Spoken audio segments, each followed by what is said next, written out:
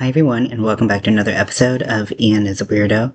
So for today, for Halloween, I am going to be talking about kind of a cowl, a snood, or an infinity scarf. If you don't want something that's this crazy huge, I'm going to give a bunch of options on how to take a simple pattern like the Houndstooth, which is super beginner friendly, but looks way more complicated than it is, and show you a couple of different ways that you can use it to make whatever you like. So I'm going to be showing you how I made this infinity scarf, how I made this snood that was kind of the whole project kind of idea that started from watching Wednesday and kind of combining a couple things that I liked from Wednesday.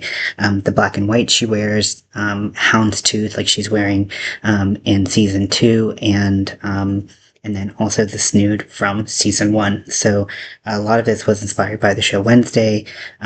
First, I made this infinity scarf. So if you don't want one as big as this, you can make one that's smaller.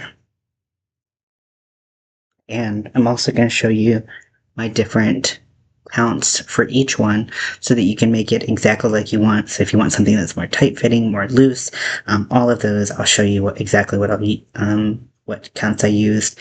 And I'm going to show you how to make some minor adjustments to add even more flair to it as I'm making one for Scotty so that we can. So yeah, so it's very easy, very beginner friendly. All you really need to know how to do is chain, single crochet, and double crochet. But what I'm going to do is I'm going to be using a foundation double crochet for my bigger designs, and then a foundation single crochet for the one on Scotty, just to make things a little bit more smaller in scale. So those are optional. I like using the foundation stitches because I like that they are stretchy. I like that they give you a more accurate size of how big things are going to be rather than chaining. And you kind of don't know how the piece is going to stretch for the rest of it. And also I like that it is stretchy so that when you're putting it on and everything, it's not as tight. You have a lot more give with those with that first round. So yeah, so I'm going to show you all of those things and enjoy. So before we start our project and start doing the herringbone stitch, I want to show you both the foundation single crochet and the foundation double crochet.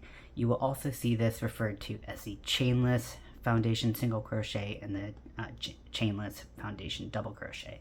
And it's because we're doing a combined stitch really to eliminate the chain and then having to go and do whatever we're doing, the single crochets, double crochets that we would normally do. We're going to combine those together, and it's going to result in a much stretchier fabric so that you don't get that really tight starting end, and it does, in my opinion, look a lot better, and I use it pretty much as I can. So you're going to start by doing a slip knot. And I'm going to show you with a bit of a larger hook and some colorful yarn so that hopefully you can see it a little bit better. So for the single crochet, we're going to chain 2. Just like that. Then you're going to go into the second chain from the hook, so that first chain that we did. You're going to want to go through 2 parts, so 2 strands of that first chain that you did. And this is a really important thing that we're going to have to make sure we do when we do this, this chainless foundation stitch. So you're going to yarn over and you're going to pull through 1. And this is how we're going to start. Now we're going to yarn over and pull through again. And this is going to act as our chain. Now we have 2 loops on our hook. And we're going to yarn over and pull through both loops. We're going to go back to where that chain stitch was.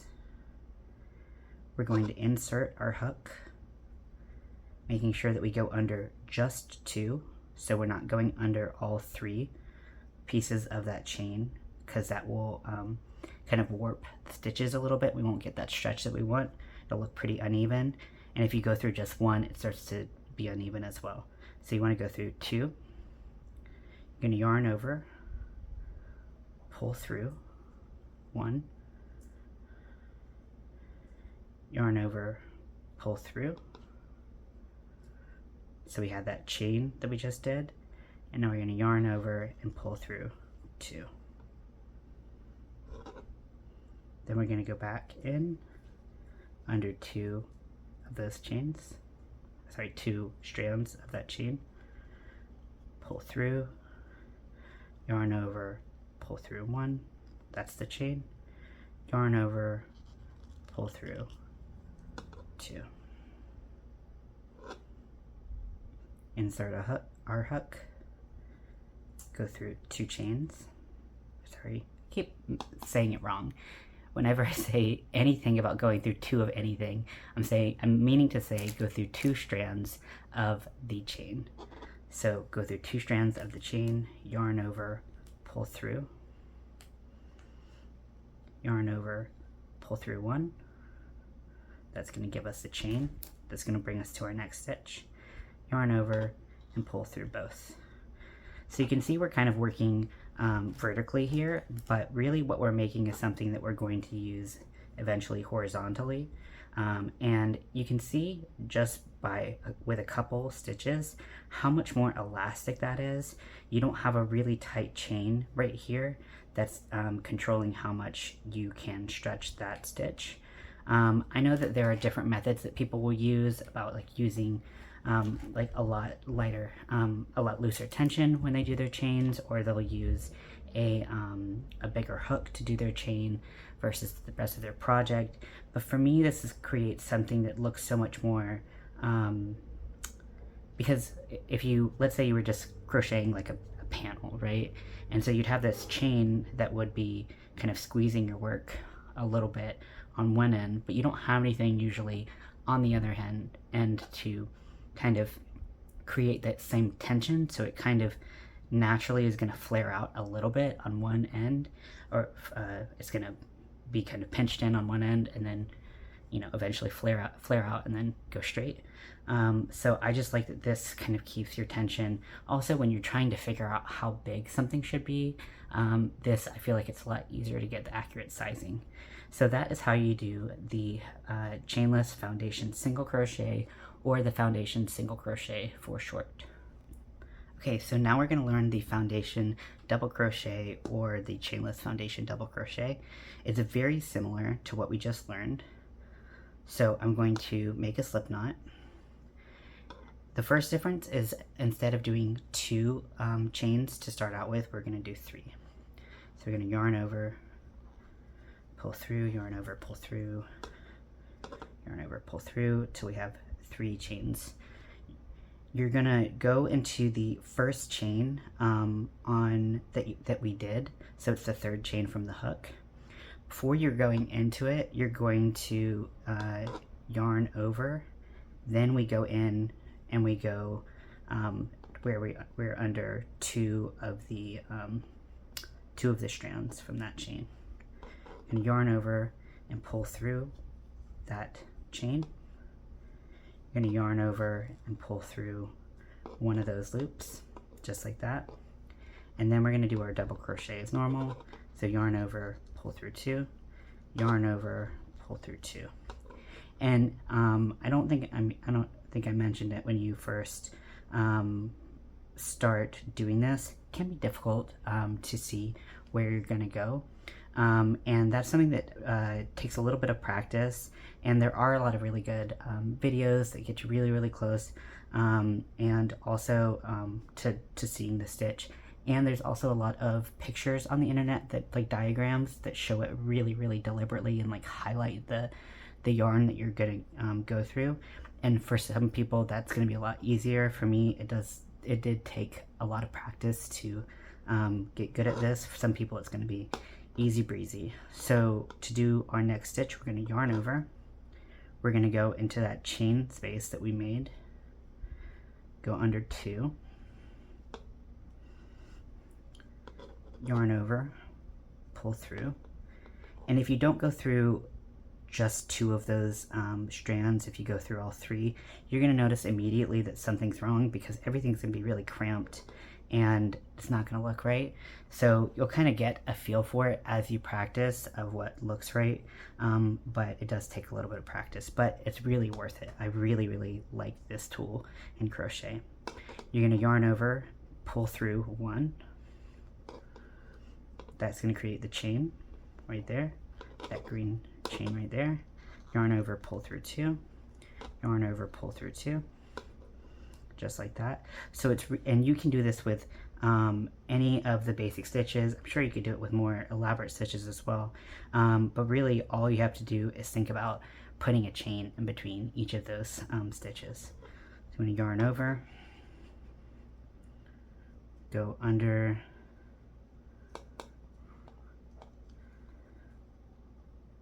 two, yarn over, pull through that one, yarn over, pull through, yarn over, pull through two loops, yarn over, pull through two loops. And so this is what the chainless foundation double crochet looks like. And again, we're going to get this really nice stretchy fabric. It's not going to have that really tight lack of stretch that you would have in a normal chain situation, chain and then double crochet. This is great because it's like, trust me, like if you have not tried using this in, you can do a half double crochet, you can do trebles, like anything like that. There's so many ways that you can adjust this for any pattern, well, for a lot of patterns. Also, you want to make sure that it looks good with what you're working with. So also these stitches are much easier to count. So let's say you have to do some project where you have to chain like 160, 200, whatever. This is so much easier to count than doing like just individual chains. For me, I always lose count. It's very difficult for me. I have to use like 1,000 stitch markers. I still use stitch markers for this because I still can't count, and that didn't get solved by this, but it's much easier to count. I don't count the chain up, but I do count the double crochets that I created. So with this, I did 3 double crochets. So hopefully this helps, and let's get to making some snoods and scarves and stuffs. Okay, so I'm going to show you a couple of variations I'm going to make for Scotty's version. This is the tighter version of the infinity scarf that I made for myself. This has 120 stitches in the foundation, and I also did a foundation double crochet like I do for all of the other patterns. So what I'm going to change for Scotty is, first of all, I'm going to do a single crochet foundation just so it doesn't take up as much room, because his is going to be a lot shorter. So just to have everything kind of to scale, I thought the foundation single crochet would look a little bit better. And then I'm also going to put a twist in his, because again, I think it'll look really nice and give his a lot of personality. So the twist is a really easy thing to implement. You just have to kind of plan for it at the beginning. So let's get started, and I'll show you how I do Scotty's version. Okay, so I have done 40 foundation single crochets for Scotty's little scarf, and now I'm going to connect the two ends. So if you were doing your foundation chain like you would normally do, you would make sure that there's no twist. So you would go around from the beginning and just make sure that there's no twist in your work, so that the top of where you want to end up is how you slip stitch in, right? Now, because I want Scotty's scarf to have a twist in it, and I'm doing this on purpose, I'm just going to put one twist in there, and I'm going to go in that space with that first chain up that I did, and then I'm going to go into that top chain, and I'm going to slip stitch, and I'm going to pull through my next color. So with this, you're going to want to have an end, you can do like 4 to 6 inches, because I'm going to crochet over it. If you want to sew it in, you might want to leave a slightly longer one. Totally up to you. I'm trying to get this back through like I want to.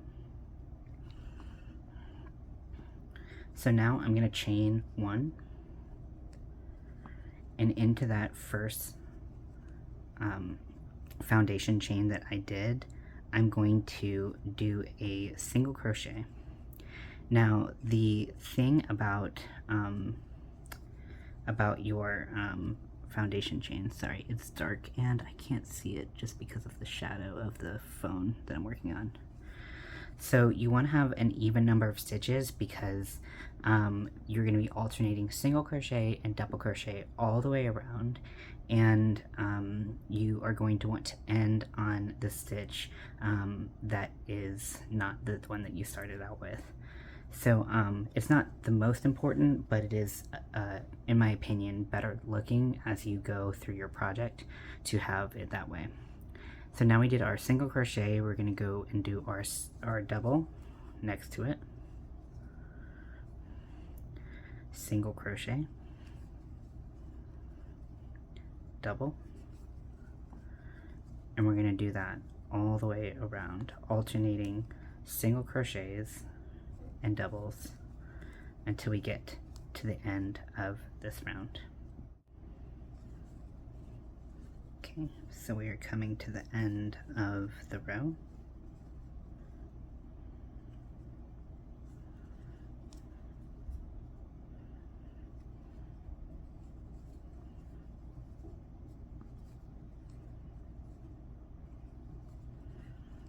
And remember, because we started with a single crochet, our last one should be a double crochet. Now, because we only had a slip stitch connecting our foundation chain, which we'll sew up the bottom when we're ready to finish the project. But because we have that, it's really easy for it to twist or untwist as you're working around. So even though you made sure that it wasn't twisted when you first put it together, it still can get twisted or untwisted as you're working. So just kind of keep an eye on what you want it to look like. So because I want mine to have a twist, I'm gonna make sure that it's got its twist right here, but you probably don't want to twist. Well, actually, I'm showing you this is an option just in case you do. So maybe you do want to twist. Just keep that in mind. Keep an eye out. If you don't want to twist, this is where you would change that. So what we're going to do is we're going to go into this first, the space between the chain and that first stitch. You don't have to worry about putting it in that chain up that we did. It doesn't really matter that much. And then you're going to take your other color and you're going to slip stitch right there. Then you're going to chain 1. I'm going to take this end that I didn't cover, and I'm going to cover that in this next row. But if you're doing something like I did with the white and the rainbow, you can crochet over those ends and it's a lot easier. Okay, so next is the second row of our 2-row repeat. So I'm going to, because I started with a single crochet in the previous row, I'm going to start this round with a double crochet. So I'm going to yarn over and insert in that first stitch. Then my next stitch will be a single crochet.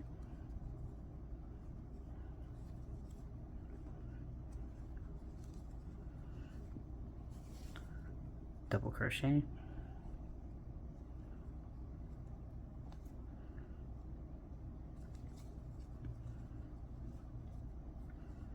Single crochet.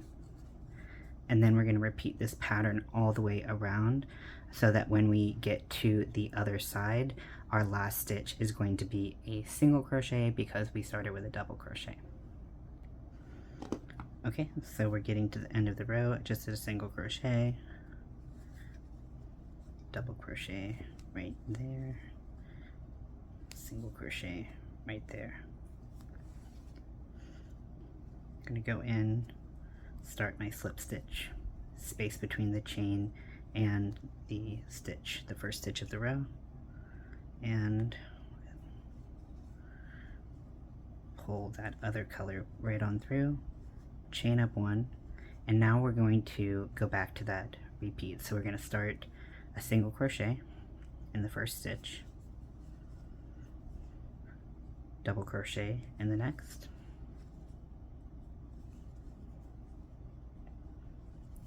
single crochet, double crochet, and if you look, you're always going to put a double crochet on top of a single crochet, and you're going to put a single crochet on top of a double crochet, and you're going to do that when you're doing the herringbone section. So for this pattern, I put kind of a border around the edge, no matter whether it's single crochets or double crochets. But once you get into the herringbone section of the middle, you're going to be doing the alternating between the two.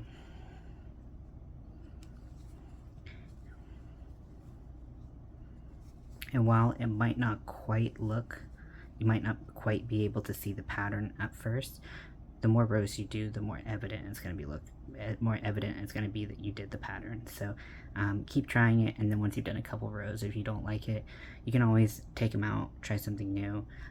But it's definitely a trust the process type of pattern. If you connected yours with a twist like I did, you're always going to be working on the top side, and the piece is just going to be able to twist like that as a Mobius loop. So there's always going to be a top side that you can work on, that you'll never have to switch the sides that you're working on. So I'm going to keep on doing a couple rounds until I feel like it's at a good size for Scotty. Because he is a furry cat, I'm not going to make it huge, just because I don't want it to be super hot on him, even though it's something that he won't wear for an extended period of time, just because he just doesn't need additional layers. I also feel like I just want to make it comfortable for him, so this will be pretty short, which again is why I decided to do the single crochets rather than the double crochets like I did for things that are going on me. But yeah, so let's do a couple rows and see what it looks like when we come back. I have done a couple rows for Scotty's scarf. So I did the foundation single crochet. So I'm going to have to attach this at the bottom by sewing in the end in just a little bit. And then I did 3 rows alternating with the herringbone stitch. And now I'm going to switch colors. I'm going to slip stitch with my black. And I'm just carrying, because I'm just doing 1 row carries.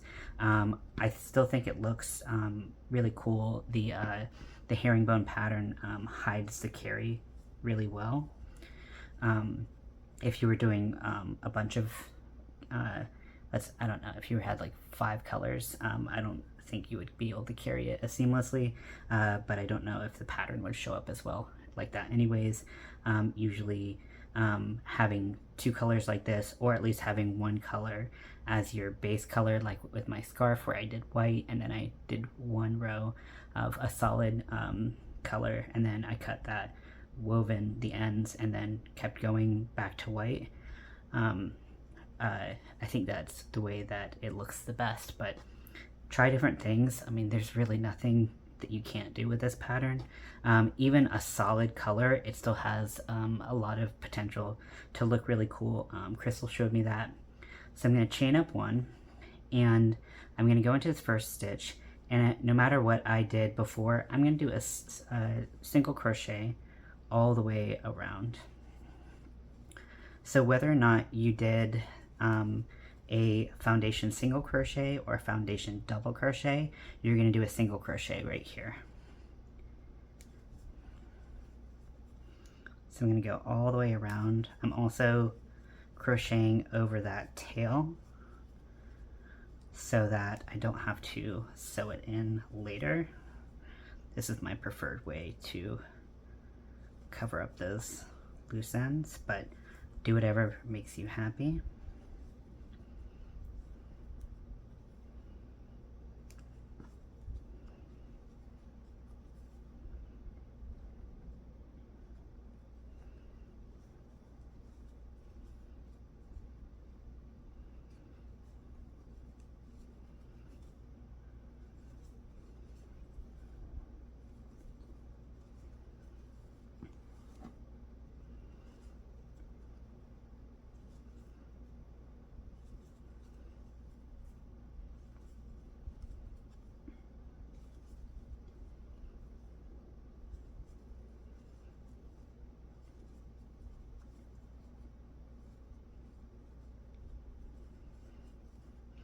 And you can see with the curve, with the twist of the work, I'm kind of constantly twisting it up as I work so that I'm where I want to put my stitches is constantly on the top. It feels a little wrong to have it twisted, but I know that's what I intended, so that's what we do.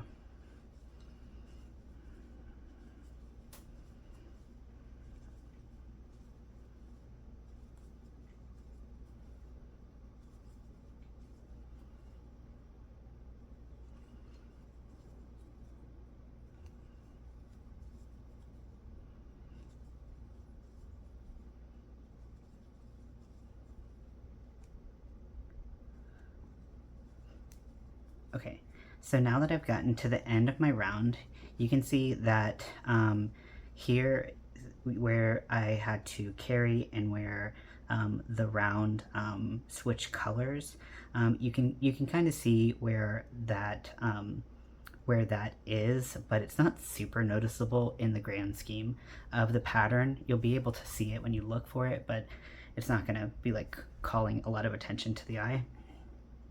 So I'm going to slip stitch just like I would normally in between the stitch and the chain.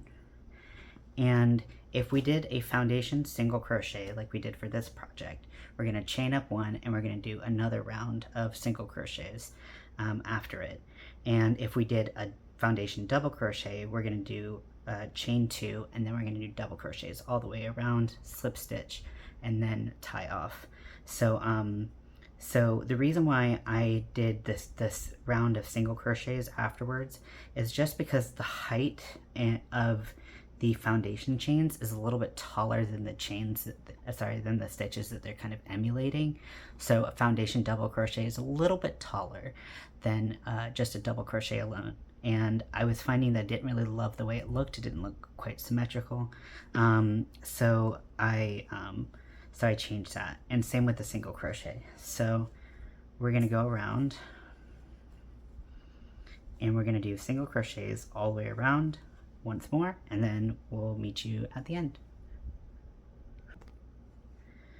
Okay, so I have finished the round, and what I'm going to do is I'm going to slip stitch into that chain, and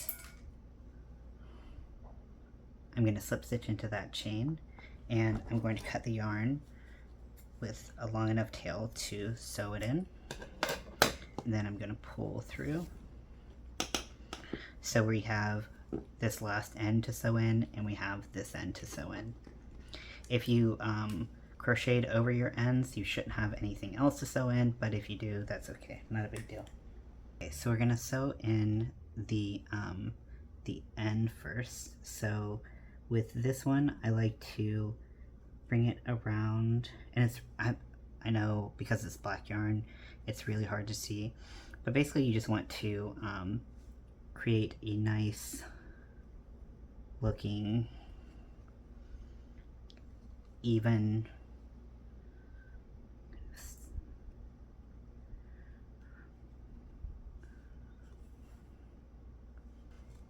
and here you go. You have a tiny little scarf for a tiny little bean.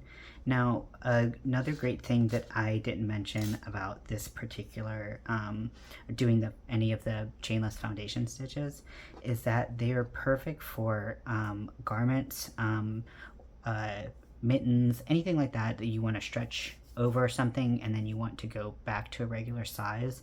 Whereas if you did a chain, you'd have to do it big enough to like get over your hand or like get over the rest of your body, and then it would be bigger at the bottom, or you know, bigger wherever. It's also really great for animal clothing because you can get things to fit a little bit better for the same reason. You can stretch it over their bodies. It's stretchy, it's elastic, but then it kind of goes back to its normal size. So I'm gonna put this on Scotty. We'll take some pictures, and I can't wait to show you all. I think I actually did 2 twists in this. Maybe that's why it was a little bit more difficult, but I'm just not used to putting twists in this. So I just really wanted to make sure it twisted. So anyways, I'm going to take some pictures or videos of Scotty with this, and we'll see how it turned out. But hopefully that was a clear enough instruction in how to do this. I'm going to be going live with Crystal, and you can always ask me questions anytime, not just doing the live after this is posted, on how to do this. It's so easy, it's so beginner friendly. If the foundation stitches are tripping you up, just do a chain, connect them with, and make sure that your chain's not twisted unless you do want a purposeful twist like this, and then do your double crochets if it's a bigger project, or your single crochets if you want something small like this, and you can do your own counts. Just make sure that they're even. Like I said earlier, this one was 40 stitches. My big rainbow one was 160, but Crystal made one that is 180, I believe, and it looks a lot, not a lot looser, but it looks like it's a little bit more breathable because mine's quite fitted, so it'd be good for like really cold weather, whereas hers looks like be like a little less stuffy. And then if you want the infinity scarf, that one's 120, but you can do the amount of stitches, foundation stitches that you want. See if that's the fit that you want, because it's going to be accurate to how big it actually is. Just account for how much height that you're going to add, whether you're doing a hooded like snood type project, or whether you're doing a infinity scarf. So I hope this helps. Thank you so much for watching. If you have any questions, please let me know, and I'll talk to you later. Bye!